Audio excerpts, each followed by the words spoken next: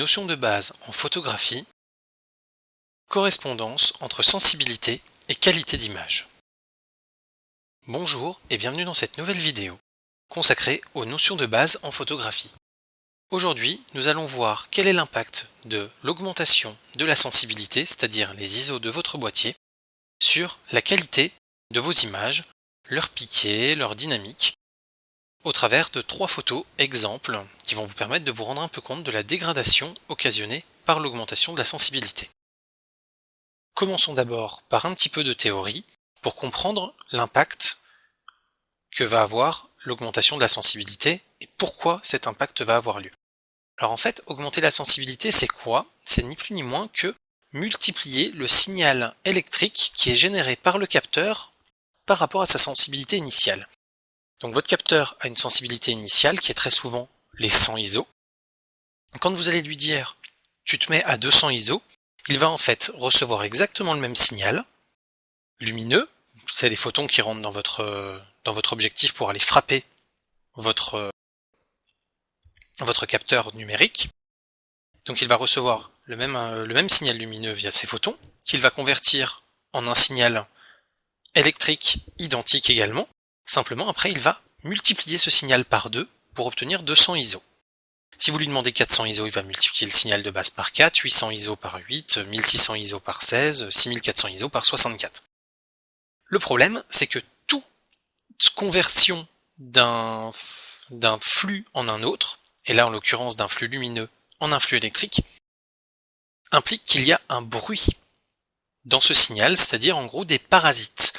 Ces parasites peuvent être dus aux composants qui entourent votre capteur, aux ondes électromagnétiques qui vous entourent, ou à n'importe quoi d'autre, à la qualité du capteur en lui-même et de ses composants.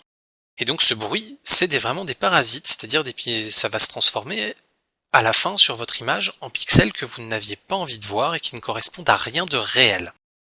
Et le problème, c'est que quand vous allez demander à votre capteur d'amplifier le signal qu'il a généré, il va également amplifier de la même manière le bruit. Donc dans une image, comme on va voir aujourd'hui, qui a été prise en plein jour, la perte de qualité est très visible quand on zoome, mais elle est très peu visible sur une image regardée de manière assez large, donc dézoomée si je puis dire.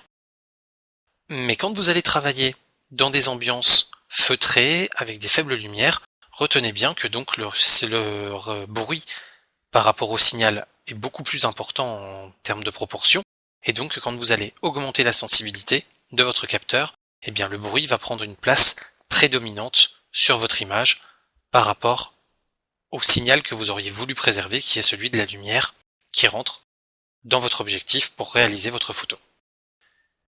Parlons maintenant de la façon de changer la sensibilité d'un boîtier. Alors, soit dans les menus, soit directement sur le boîtier, vous aurez un bouton qui s'appelle ISO ou sensibilité. Là, par exemple, sur la 99 de Sony, on a les deux, mais là je vous montre, à l'image actuelle, le bouton qui sert à faire la modification. Une fois que vous avez sélectionné ce menu, vous allez pouvoir, en tournant la molette de sélection qui se trouve sous votre déclencheur, sélectionner une ou l'autre des valeurs qui vous est proposée. Elles vont généralement de 100 à 1600 ISO.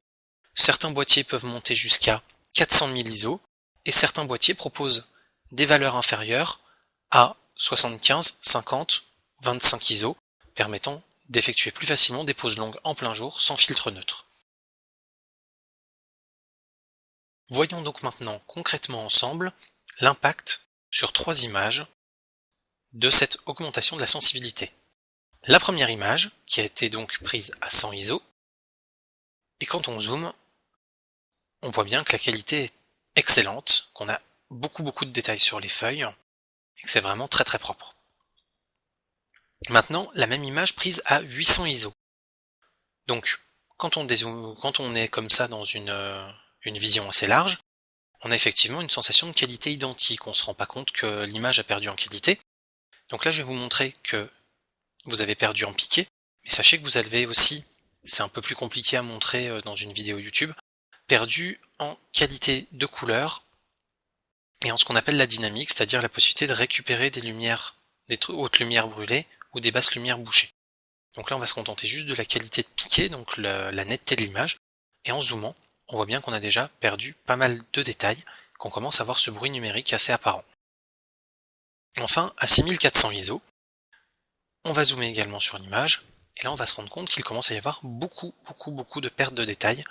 Donc si, quand on regarde de manière assez large, on a effectivement une photo qui est toujours qualitative, et bien quand on va vouloir aller dans le détail, soit pour tirer un grand format, imprimer un grand format de cette image, soit simplement pour n'en prendre qu'une petite partie, utiliser le détail d'une feuille ou quoi que ce soit, et on se rend bien compte que la qualité n'est plus du tout au rendez-vous. Voilà donc pour la notion de sensibilité et l'impact sur la qualité d'image. Si vous avez des remarques ou des commentaires ou des choses que vous n'avez pas comprises, n'hésitez pas à laisser ces informations en commentaire sur les divers réseaux sociaux par lesquels vous visualisez cette vidéo, afin que je puisse les prendre en compte pour les futures notions de base en photographie que je réaliserai, et ça me permettra d'être soit plus exhaustif, soit plus précis, soit peut-être un peu moins technique, en fonction de votre ressenti. Voilà, à très bientôt pour une prochaine vidéo. Si vous avez aimé ma vidéo, vous avez plusieurs façons de soutenir mon travail. La première, c'est de visiter ma chaîne YouTube et de vous abonner. La deuxième, c'est de venir mettre un j'aime sur ma page Facebook. Vous pouvez également venir mettre un +1 sur ma page Google+. Vous pouvez visiter mon site web. Et bien sûr, vous pouvez vous abonner à mon flux Twitter. Toutes les manières sont bonnes, alors n'hésitez pas, ça me fera plaisir, dans un cas comme dans l'autre. À très bientôt pour des prochaines vidéos.